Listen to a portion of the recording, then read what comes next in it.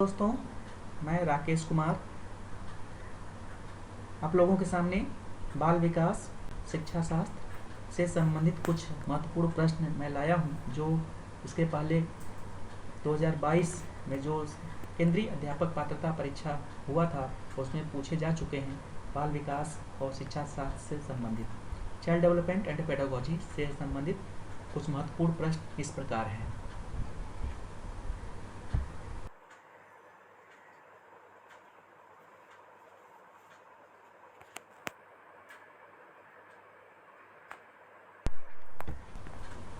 Next question है, एक शिक्षिका अपने शिक्षार्थियों की विभिन्न अधिगम शैलियों को संतुष्ट करने के लिए वैविध्यपूर्ण कार्यों का उपयोग करती है। वह ...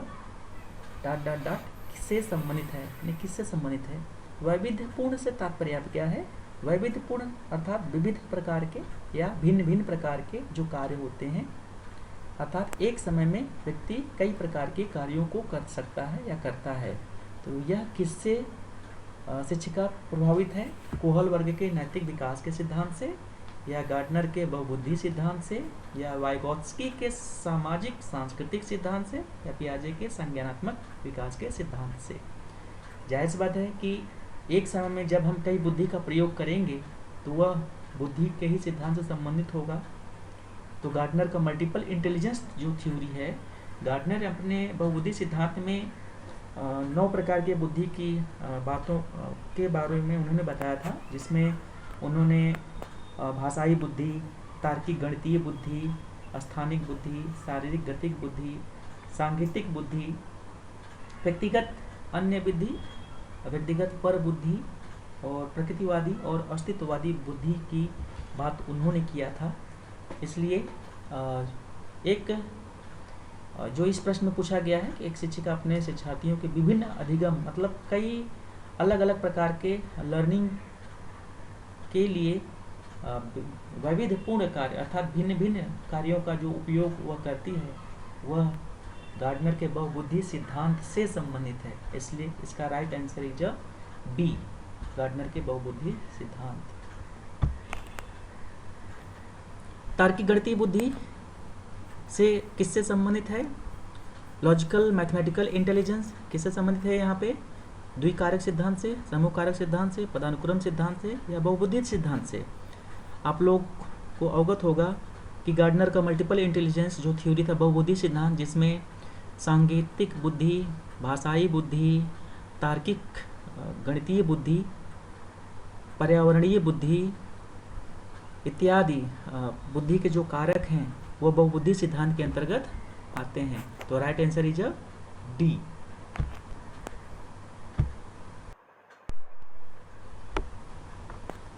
नेक्स्ट क्वेश्चन इसमें पूछा गया है कि निम्नलिखित में से कौन सा शिक्षा मनोविज्ञान की सर्वाधिक व्यक्तिनिष्ठ विधि है?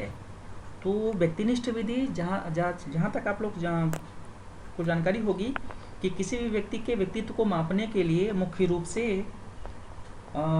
3 विधियां हैं, जिसमें पर्सनालिटी इन्वेंटरीज होती हैं, व्यक्तित्व आविष्कारिता परीक्षण होता है, दूसरा का प्रोजेक्टिव मेथड होता है और तीसरा ऑब्जर्वेशनल मेथड होता है। तो यहाँ पे व्यक्तिनिष्ठ विधि के संदर्भ में यहाँ पे पूछा है, अर्थात पर्सनालिटीज इन्वेंटरीज जो व्यक्तित्व मापन से संबंधित होते हैं यहाँ पे। तो यहाँ पे कौन सा है उससे संबंधित? निरीक्षण है, बहिर्दर्शन है, या प्रयोगीकरण है, या अंतर्दर्शन है? इसका राइट आंसर क्या होगा? निरीक्षण विधि, बहिर्दर्शन विधि, प्रयोगीकरण विधि, अंतर्दर्शन विधि। तो किसी भी व्यक्ति के व्यक्तित्व के संदर्भ में यहाँ पे व्यक्तिनिष्ठ विधि की बात कर रहे हैं यहाँ पे, अर्थात अंतर्दर्शन विधि जो सेल्फ व्यक्ति अपने बारे में स्वयं से अपने बारे में वो जान सकता है, खुद के द्वारा खुद का मूल्यांकन करना व्यक्तिनिष्ठ विधि के अंतर्गत आता है, जो अंतर्दर्शन। ये सही आंसर इसका होगा। ठीक है। सेकंड क्वेश्चन, अल्बर्ट बंडूरा निम्नलिखित में से किससे संबंधित हैं? अल्बर्ट बंडूरा के बारे में आप लोग जानते होंगे। बंडूरा का सिद्धांत किस सिद्धांत से संबंधित है? संज्ञानात्मक सिद्धांत से, संज्ञानात्मक विकास का सिद्धांत से, व्यवहारवादी सिद्धांत से, मनोलैंगिक विकास का सिद्धांत से, या सामाजिक अधिगम सिद्धांत से? आप लोग जानते होंगे सोशल कंस्ट्रक्टिविस्ट पर्सपेक्टिव थ्योरी, सामाजिक सृजनवादी सिद्धांत के अंतर्गत दो सिद्धांत आते हैं, जिसमें एक वाइगॉस्की आते हैं, एक दूसरा बांडुरा आते हैं। तो बांडुरा ने अपना सामाजिक अधिगम का सिद्धांत दिया था और वाइगॉस्की की सोशल कल्चरल थ्योरी दिया था उन्होंने, सामाजिक सांस्कृतिक सिद्धांत। तो अल्बर्ट बांडुरा किससे संबंधित है? सामाजिक अधिगम सिद्धांत। Right answer is D. Third question, अधिगम में पठार निम्नलिखित में से किस कारण से बनता है? लर्निंग जब हम करते हैं तो उसमें रेंज बनता है, पठार बनता है। धीरे धीरे जैसे प्रारंभ में सीखने की गति बड़ा तीव्र होती है, फिर मध्यम में धीरे धीरे स्लो होता है, फिर धीरे धीरे एकदम डाउन होते जाता है। तो पठार जो कर्व हमारा बनता है वो किस कारण बनता है?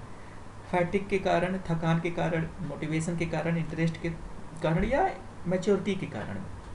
किस कारण बनता है जी बताएं।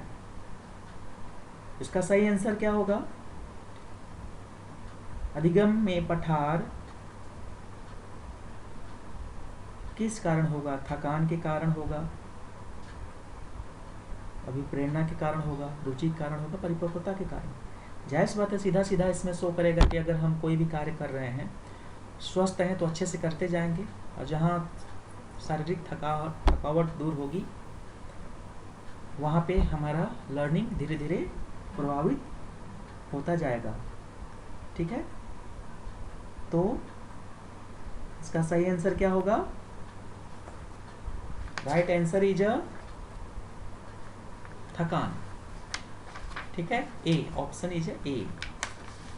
फोर्थ नंबर क्वेश्चन, करा कि दर्पण चित्र परीक्षण किसे मापने हेतु प्रयुक्त होता है? दर्पण चित्र, दर्पण चित्र से तात्पर्य यहाँ पे मिरर जो ड्राइंग किया जाता है, मिरर ड्राइंग टेस्ट किसके मापन के लिए किया जाता है? आप लोग जानते होंगे यह एक मनोवैज्ञानिक परीक्षण होता है जिसके द्वारा किसी व्यक्ति के सीखने की दर का मूल्यांकन हम उसको देख करके करते हैं। उसके हाथ और आंखों के समन्वय का कितना बेहतर प्रभाव पड़ता है उससे हम करते हैं, जिसमें कोई भी चीज़ हम डायरेक्ट नहीं करते हैं बल्कि उसे मिरर में देख करके करते हैं। सीधा उसे अपोजिट दिखाई देता है वहाँ पे, तो जिस स्पीड से वो प्रत्यक्ष रूप से करता है वो उस स्पीड से क्या मिरर ड्राइंग में भी कर सकता है। तो यह किससे संबंधित होता है? क्रिएटिविटी से, सृजनात्मकता से, या अधिगम अंतरण से, अभिरुचि से, या अधिगम की गति से? प्रश्न कहता है दर्पण चित्र परीक्षण किसे मापने हेतु प्रयुक्त होता है? सृजनात्मकता को मापता है, या मिरर ड्राइंग टेस्ट अधिगम अंतरण को मापता है, या अभिरुचि को मापता है, या अधिगम की गति को मापता है? स्पीड टेस्ट को मापता है? नहीं। ट्रांसफर लर्निंग को मापता है, या मिरर ड्राइंग टेस्ट अर्थात हमारा जो ट्रांसफर किया जाता है, स्थानांतरण किया जाता है एक परिस्थिति से दूसरे परिस्थिति में, जब हम अधिगम का अंतरण करते हैं तो उस कंडीशन में हम दर्पण चित्र परीक्षण का सहारा लेते हैं। ठीक है, तो राइट आंसर इज बी, अधिगम अंतरण। जी नेक्स्ट क्वेश्चन है, क्लाउड पिक्चर परीक्षण निम्नलिखित में से किसके मापन में प्रयुक्त होता है? ऑप्शन नंबर ए अभिक्षमता, ऑप्शन नंबर बी व्यक्तित्व, ऑप्शन नंबर सी अभिरुचि, ऑप्शन नंबर डी बुद्धि। 4 ऑप्शंस दिए गए हैं। तो क्लाउड पिक्चर परीक्षण पहले होता क्या है, सबसे पहले इसके बारे में हम जान लें। तो क्लाउड पिक्चर परीक्षण एक मानस मिति संबंधी परीक्षण होता है। मानस मिति संबंधी परीक्षण होता है जिसके उपयोग के द्वारा, माने इसके उपयोग से किसी व्यक्ति के व्यक्तित्व को मेजरमेंट किया जाता है। ठीक है, अर्थात क्लाउड पिक्चर परीक्षण के द्वारा किसी व्यक्ति के व्यक्तित्व का मेजरमेंट किया जाता है। ठीक है, तो यहाँ पे प्रश्न सीधा सीधा कह रहा है कि क्लाउड पिक्चर परीक्षण निम्नलिखित में से किसके मापन में प्रयुक्त होता है? अभिक्षमता परीक्षण, व्यक्तित्व परीक्षण, अभिरुचि परीक्षण, बुद्धि परीक्षण। तो राइट आंसर इज बी। 5 वर्ष के मोहन की मानसिक आयु 8 वर्ष है, उसकी बुद्धि लब्धि कितनी होगी? एक 5 वर्ष का बालक है और उसका मेंटल एज 8 वर्ष है, तो उसकी बुद्धि लब्धि कितनी होगी? आप सभी लोग एक चीज़ ज़रूर ध्यान से अपने मस्तिष्क में बैठा लेंगे कि जब भी किसी भी व्यक्ति का मानसिक आयु शारीरिक आयु से ज़्यादा होगा तो उसकी बुद्धि लब्धि हमेशा सर्वाधिक होगी।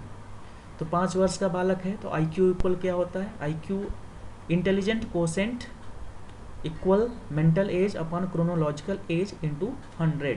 मानसिक आयु बटे शारीरिक आयु गुणे 100। ठीक, तो इसमें क्या है? 5 वर्ष का बालक है जिसकी आयु 8 वर्ष, मानसिक आयु, तो मानसिक आयु 8 बटे 5 इंटू 100 इक्वल कितना आएगा?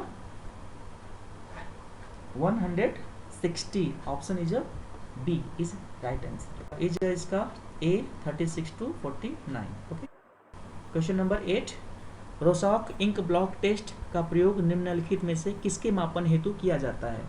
रोसाक ब्लॉक इंक टेस्ट, रोसाक स्याही धब्बा परीक्षण किसके मापन के लिए किया जाता है? आप सभी लोग रोसाक का नाम सुने होंगे।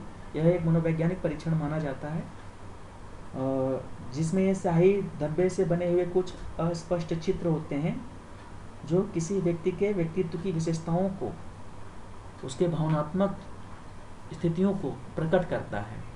तो किसके मापन के लिए किया जाता है? व्यक्ति के व्यक्तित्व को मापने के लिए इसका प्रयोग किया जाता है। तो right answer is D. Next है, यह विस्मृति का कारण नहीं है। माने क्या इसमें से विस्मृति का कारण नहीं है? फॉरगॉट जो कर जाता है, मानसिक द्वंद्व, जो मेंटल कॉन्फ्लिक्ट होते हैं, स्मरण करने की इच्छा एंड सीखने की दोषपूर्ण विधियां, सीखने में कमी, विस्मृति का कारण नहीं है। विस्मृति का कारण हो सकता है। पहले 2 तरीके से प्रश्न इसमें पूछे जा सकते हैं कि निम्नलिखित में से कौन सा विस्मृति का कारण है, कौन सा विस्मृति का कारण है? तो मानसिक द्वंद्व, यस, फॉरगेटिंग, जब कॉन्फ्लिक्ट, कोई 2 स्थितियां हमारे सामने आती हैं जिसमें हम निर्णय जल्दी नहीं ले पाते हैं तो वहाँ पे फॉरगेटिंग होता है, तो यह एक विस्मृति का कारण होता है। दूसरा, सीखने की दोषपूर्ण विधियां, जब आप गलत तरीके से कोई भी चीज़ सीखते हैं तब वहाँ पे फॉरगॉट आप कर जाते हैं। सीखने में कमी, जब लर्निंग में आप एकदम कमी करते हैं, आप इच्छा ही नहीं होती है, रुचि ही नहीं होगा, तो वो क्या होगा? फॉरगॉट होगा। और स्मरण करने की अच्छा जो नीति है, माने उसको कैसे स्मरण करने की अच्छा, यहाँ पे सीधा सीधा प्रश्न थोड़ा सा कन्फ्लिक्ट किया है, आपको कंफ्यूजन के रूप में यहाँ पे दिया गया है। क्वेश्चन नंबर 9 जो कहता है कि विस्मृत के कारण नहीं है, माने याद करने की इच्छा यहाँ पे होना चाहिए, अच्छा नहीं दिया है, तो याद करने की इच्छा यह एक विस्मृत फॉरगेटिंग का कारण नहीं होगा, क्योंकि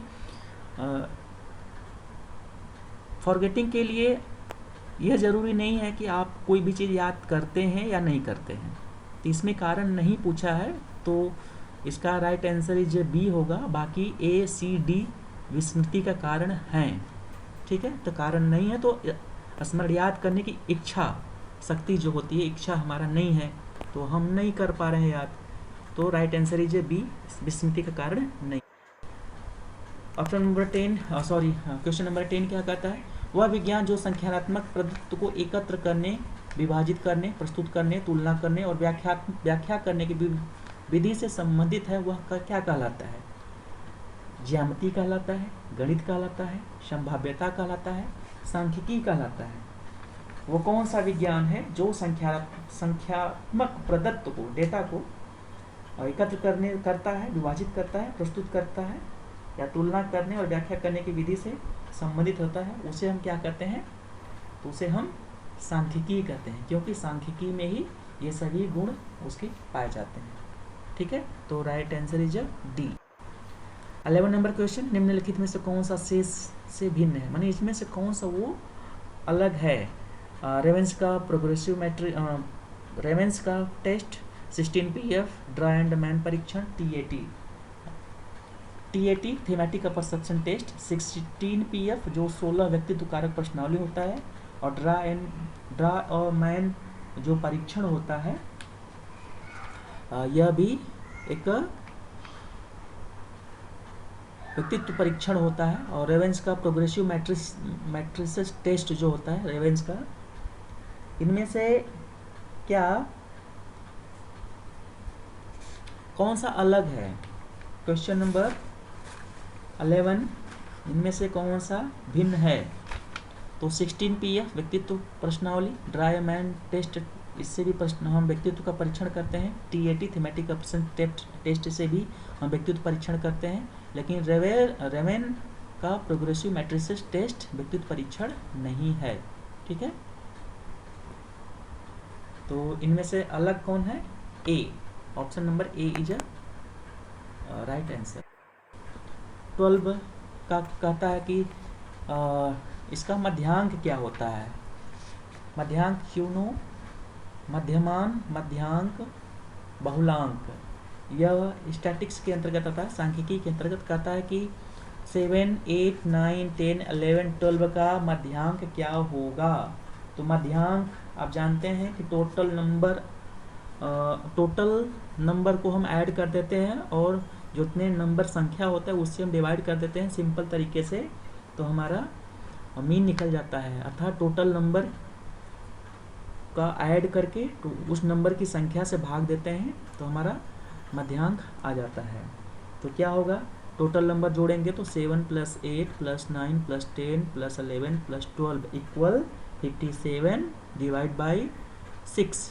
1 2 3 4 5 6, 6 से हम भाग दे देंगे तो कितना आ जाएगा? 9.5। इसका हमारा क्या होगा? मध्यांक होगा। तो right answer is C. Next question क्या कहता है? 13 नंबर क्वेश्चन कहता है कि सूझ या अंतर्दृष्टि के सिद्धांत का प्रतिपादन किसने किया था? इनसाइट लर्निंग थ्योरी, सूझ का सीखने का सिद्धांत किसने दिया था? लेगार्टी ने, गेस्टाल्टवादी मनोवैज्ञानिकों ने, स्किनर ने, थॉर्नडाइक ने। आप सभी लोग अच्छे से जानते होंगे गेस्टाल्ट मनोवैज्ञानिक, जिसमें कोफका, कोलर, वर्दाइमर जो थे, वह अंतर्दृष्टि सूझ का सिद्धांत इन्होंने दिया था। और स्किनर ने ऑपरेंट कंडीशनिंग दिया था और थॉर्नडाइक ने ट्रायल एरर थ्योरी, प्रयास त्रुटि का सिद्धांत दिया था। ठीक है, तो right answer is B. Next question, McDougall के अनुसार प्रत्येक मूल प्रवृत्ति से संबंध होता है। क्या संबंध होता है? मैकडूगल का जो मूल प्रवृत्ति का सिद्धांत है उससे क्या संबंध होता है? सेंसेशन, इमोशन, थिंकिंग, कॉग्निशन, संवेदना, संवेग, चिंतन, संज्ञान, क्या इससे संबंधित होता है? मैकडूगल के अनुसार जो हमारे जो फीलिंग्स होते हैं उनमें बहुत से जो इमोशंस होते हैं वो क्या क्या होते हैं? कुछ तो जन्मजात होते हैं, कुछ हम समाज में आकर के ग्रहण करते हैं, जैसे भय, घृणा, ईर्ष्या, द्वेष, आश्चर्य, क्रोध, प्रेम, तमाम जो कुछ प्रवृत्तियां हैं, मूल प्रवृत्तियां हैं, हम उसे समाज से सीखते हैं। यह क्या है? यह मूल प्रवृत्ति किससे संबंधित है? सभी संवेग से, इमोशन से होते हैं संबंधित। ठीक है ना, तो right answer is B. Next है, पूर्व अनुभव के आधार पर संवेदना को अर्थ प्रदान करना क्या कहलाता है? किसी प्रीवियस नॉलेज के आधार पर, प्रीवियस एक्सपीरियंस के आधार पर सेंसेशन को मीनिंग प्रदान करना क्या कहलाता है? मोटिवेशन कहलाता है, या प्रत्यक्ष ज्ञान कहलाता है, या कल्पना कहलाता है, या संवेदना कहलाता है? प्रीवियस एक्सपीरियंस के आधार पर सेंसेशन को अर्थ प्रदान करना क्या कहलाता है? प्रत्यक्ष ज्ञान, डायरेक्ट, जो सीधा हमें दिखाई देता है, प्रत्यक्ष ज्ञान कहलाता है। इसमें मोटिवेशन नहीं कहलाएगा, हाइपोथेसिस नहीं होगा, सेंसेशन नहीं होगा, यह होगा डायरेक्ट प्रत्यक्ष ज्ञान, जो हमें सीधा अनुभव के माध्यम से, जो संवेदनाओं के माध्यम से हमें तुरंत प्राप्त होता है। जैसे हम कोई चीज़ टच करते हैं, तुरंत हमें फील होता है, हम हाथ को खींच लेते हैं, या पैर में कुछ चुभता है तुरंत पैर उठा लेते हैं। ठीक है, यह प्रत्यक्ष ज्ञान कहलाता है। 16 नंबर क्वेश्चन, पिछड़े बालकों के लिए शैक्षिक लब्धि की अवधारणा किसने दी है? शैक्षिक लब्धि, एजुकेशनल, एक लब्धि होता है एजुकेशनल कोसेंट, और एक होता है इंटेलिजेंट कोसेंट, बुद्धि लब्धि और शैक्षिक लब्धि की अवधारणा। तो बुद्धि लब्धि की अवधारणा किसने दिया था? स्टर्न ने। बिने और टर्मन ने 1905 में बुद्धि लब्धि को मापने का जो परीक्षण किया था 1905 में, ठीक है। उसी प्रकार शैक्षिक लब्धि की अवधारणा किसने दी थी? तो शैक्षिक लब्धि की अवधारणा जो मंदबुद्धि के बालक होते हैं उनको बेहतर स्तर कैसे बनाया जाए, इस संदर्भ में बर्टन हॉल, सोनेल, सिरिल बर्ट, गॉर्डन किसकी महत्वपूर्ण भूमिका होती है? इसमें इस शैक्षिक लब्धि की अवधारणा सबसे पहले दिया था सिरिल बर्ट ने, ठीक है। सिरिल बर्ट ने शैक्षिक लब्धि की अवधारणा दिया था। तो राइट आंसर इज निम्नलिखित में से कौन सा एक उत्तम परीक्षण की विशेषताओं से अलग है? एक गुड क्वालिटी, गुड टेस्ट की विशेषताओं से अलग है, अर्थात उसमें नहीं है, पूछ रहा है। तो एक अच्छा परीक्षण किसे कहते हैं? जिस परीक्षण की वस्तुनिष्ठता बहुत अच्छी हो, वैधता हो, रिलायबिलिटी हो, वैलिडिटी हो, और बार बार परीक्षण अगर मैं मेजरमेंट करूं तो एक ही टेस्ट देते। यहाँ पे ऑब्जेक्टिविटी, वैलिडिटी और रिलायबिलिटी एक अच्छे परीक्षण की विशेषता होती है। इसमें से क्या अलग है? तो अभिक्षमता आपका नहीं है। एप्टीट्यूड टेस्ट, यहाँ पे एप्टीट्यूड दिया है, अभिक्षमता यहाँ से ये तीनों से भिन्न है, ठीक है। क्योंकि एक उत्तम परीक्षण की विशेषता में वस्तुनिष्ठता, वैधता और विश्वसनीयता आता है। तो इसमें से प्रश्न भी पूछा है कि कौन सा एक उत्तम परीक्षण की विशेषताओं से अलग है, अर्थात नहीं है, अभिक्षमता नहीं है। क्वेश्चन नंबर 19, निम्नलिखित में से कौन सा अंतःस्रावी ग्रंथि नहीं है? इंटरनल जो ग्लैंड्स है उसमें से कौन सा नहीं है? इंटरनल ग्लैंड्स आप सभी लोग जानते होंगे, अंतःस्रावी ग्रंथियां जो हमारे शरीर के अंदर पाई जाती हैं। तो वो कौन कौन सी ग्रंथियां पाई जाती हैं? पीयूष ग्रंथि, थायराइड ग्रंथि, एड्रिनल ग्रंथि, सभी क्या है? अंतःस्रावी ग्रंथियां हैं। और जबकि लार ग्रंथि क्या है? यह एक एक्स्ट्रोक्राइन ग्रंथि यह होता है जो बाहर ये बाहरी तत्व होता है, जो बाहर ये दिखाई देता है या टपकता है जब लार हमारा, तो ये वाह ग्रंथि हम इसको कह सकते हैं, लार ग्रंथि को, ठीक है। तो राइट आंसर इज अंतःस्रावी ग्रंथियां नहीं है। तो कौन कौन से अंतःस्रावी ग्रंथियां हैं? तो सीधा सीधा आएगा, पीयूष ग्रंथि है, एड्रिनल ग्रंथि है, थायराइड ग्रंथि। और कौन सा नहीं है? तो लार ग्रंथि नहीं है। तो राइट आंसर इज पियाजे के अनुसार संज्ञानात्मक विकास की द्वितीय अवस्था कौन सी है? तो आप जानते हैं कि पियाजे ने अपने संज्ञानात्मक विकास में 4 अवस्थाओं का उन्होंने जिक्र किया था, जिसमें sensory motor stage, pre operational stage, concrete operation stage and formal operational stage. संवेदी पेशी अवस्था, प्राक संक्रिय अवस्था, ठोस संक्रिय अवस्था और औपचारिक संक्रिय अवस्था। तो क्या होगा इसमें? कौन सा है सही आंसर? द्वितीय अवस्था की बात करता है। संवेदनात्मक अवस्था पहली अवस्था है, पूर्व संक्रिय अवस्था द्वितीय अवस्था है, कॉन्क्रीट संक्रिय अवस्था तृतीय अवस्था है और औपचारिक संक्रिय अवस्था चतुर्थ अवस्था है। तो पूर्व संक्रियात्मक अवस्था द्वितीय विकास की द्वितीय अवस्था होती है, प्राक संक्रिय अवस्था या pre operational stage. Right answer is a. 22 questions. भारतीय संविधान में 6 से 14 वर्ष के बच्चों के लिए निःशुल्क व अनिवार्य शिक्षा का अधिकार निम्नलिखित में से शामिल है। कौन सा शामिल है? अनुच्छेद 45 में, अनुच्छेद 15 में, अनुच्छेद 21A में और अनुच्छेद 26 में। आप सभी लोग जानते होंगे कि 6 से 14 वर्ष तक के बच्चों के शिक्षा के लिए जो कानून बनाया गया था, शिक्षा का अधिकार अधिनियम, 6 से 14 वर्ष के बच्चों को निःशुल्क शिक्षा अनिवार्य देना जरूरी है, 2002 में 21A के अंतर्गत यह लाया गया था, ठीक है। तो राइट आंसर इज सी। क्रिस्चमर ने व्यक्ति को निम्नलिखित में से किस प्रमुख प्रकारकों में वर्गीकृत किया है? आप सभी लोग जानते होंगे कि व्यक्तित्व मापन में क्रिस्चमर और सेल्डन की भूमिका महत्वपूर्ण होती है। जो व्यक्तित्व को उसके गुणों के आधार पर उन्होंने शरीर के गठन के आधार पर क्रिस्चमर ने यहाँ पे वर्गीकृत किया था। तो कौन कौन सा इसमें है? गोलकाय है, जिसको स्थैनिक कहा जाता है, लंबकाय को स्थानिक, गोलकाय स्थानिक, एथलेटिक, सुडोलकाय, सॉरी, लंबकाय, गोलकाय, सुडोलकाय और मिश्रित काय। तो गोलकाय, सुडोलकाय, लंबकाय यह क्रिस्टमर के व्यक्ति को प्रमुख प्रकारों को में वर्गीकृत करता है। इनमें से सभी, हाँ इनमें से सभी, यह सभी होंगे आंसर। ठीक है, क्रिस्टमर का व्यक्ति के व्यक्तित्व को माने बाह्य गुणों को देखते हुए, उसके शरीर संरचना गठन को देखते हुए उसे कई भागों में बांटा गया था। तो ये सभी। टीईटी का उद्देश्य निम्नलिखित में से किसका मापन करता है? Thematic perception test. इसके पहले ही मैंने अभी इसके आपको बताया था कि टीईटी थीमेटिक परसेप्शन टेस्ट किसका मेजरमेंट करता है? थीमेटिक टीईटी, यहाँ पे दो इसका स्वरूप, एक तो टीईटी का उद्देश्य में किसका मापन है? अभिवृत्ति का, मूल्य का, अभिक्षमता का, बौद्धिक क्षमता का। तो टीईटी एक टेस्ट, एक जो व्यक्तित्व मापन का बात करता है, और यहाँ पे टीईटी एक जो टीचर एलिजिबिलिटी टेस्ट है, यह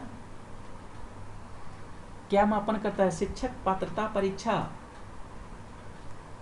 का उद्देश्य क्या है? उम्मीदवारों की अभिक्षमता का आकलन करना और उसके गुणवत्तापूर्ण शिक्षा प्रदान करना। तो क्या होगा? एबिलिटी टेस्ट है। टीईटी टीचर एलिजिबिलिटी टेस्ट अभिक्षमता को मेजरमेंट करता है। ओके, यहाँ पे दो डिफरेंट है। टीईटी थीमेटिक परसेप्शन टेस्ट जो व्यक्तित्व मापन करता है, जो मार्गन मुरे द्वारा दिया गया था, और यहाँ पे टेट टीचर एलिजिबिलिटी टेस्ट जो अभिक्षमता परीक्षण करता है। को हम नेक्स्ट टाइम एलोबरेट बढ़िया से थोड़ा अच्छे तरीके से करेंगे, क्योंकि अभी इसका मेरे पास थोड़ी जानकारी नहीं है। 20 नंबर नेक्स्ट क्वेश्चन 20 नंबर 7, बुद्धि लब्धि की गणना का सही सूत्र क्या होगा? हमने बार बार आपसे भी कहा था कि IQ इक्वल MA/CA × 100, अर्थात मानसिक आयु बटे शारीरिक आयु × 100 होता है। तो राइट आंसर इज डी, मानसिक आयु बटे शारीरिक आयु या वास्तविक आयु × 100। विचारात्मक चिंतन की चर्चा निम्नलिखित में से किसने दी है? विचारात्मक चिंतन क्या होता है? विचारात्मक चिंतन, विचारात्मक चिंतन जो थिंकिंग के संदर्भ में बात किया गया है यहाँ पे। 20 नंबर 8 क्वेश्चन, वुडवर्थ ने कहा था, या रॉस ने कहा था, ड्रेवर ने कहा था, या डीवी ने कहा था? विचारात्मक चिंतन की चर्चा किसने की है? तो right answer is D, John Dewey ने किया है। उन्होंने शिक्षा के संदर्भ में कहा था यही कि शिक्षा का अपना कोई उद्देश्य नहीं होता, उद्देश्य तो व्यक्तियों के होते हैं जो समय परिस्थिति के अनुसार हमेशा बदलते रहते हैं, इसलिए शिक्षा को भी हमेशा बदलती रहनी चाहिए। तो विचारात्मक चिंतन माने विचार किया जाना चाहिए शिक्षा व्यवस्था में, तो यह जॉन डीवी ने कहा। 29, आगमनात्मक तर्क के स्तरों में कौन सा शामिल नहीं है? आगमनात्मक, आगमन और निगमन दो चीजें आप लोग जानते होंगे। आगमनात्मक तर्क की इस प्रक्रिया में क्या शामिल नहीं है? तो इसमें सामान्यीकरण, प्रयोग, अवलोकन, कल्पना। तो सामान्यीकरण तो किया जाता है, जनरलाइजेशन किया जाता है, एक्सपेरिमेंट भी किया जाता है, ऑब्जर्वेशन भी किया जाता है, लेकिन हाइपोथेसिस नहीं किया जाता, यह परिकल्पनात्मक नहीं होता। ठीक है, तो इसमें से कौन सा शामिल नहीं है? तो कल्पना। Right answer is C. And last question number 30, सीखी गई बात को धारण और पुनः स्मरण में करने में असफल होना कहलाता है। कोई भी सीखा हुआ बात है, हम उसे रिटेन करते हैं, पुनः रिकॉल करते हैं, उसको करने में असफल अगर हम होते हैं तो वह क्या कहलाता है? धारणा कहलाता है, स्मरण कहलाता है, चिंतन कहलाता है, विस्मरण कहलाता है। अगर किसी चीज़ को हम याद नहीं कर पाते तो जायज़ बात वो फॉरगेटिंग होगा, विस्मरण। धन्यवाद। मैंने आपके सामने ये 30 क्वेश्चंस प्रस्तुत किए, इसमें कुछ त्रुटियां हो सकती हैं तो माफ़ कीजिएगा। अगर आपको कुछ प्रश्न हो तो ज़रूर आप सजेशंस मुझे दीजिएगा, और चैनल को लाइक और सब्सक्राइब ज़रूर कीजिएगा। धन्यवाद।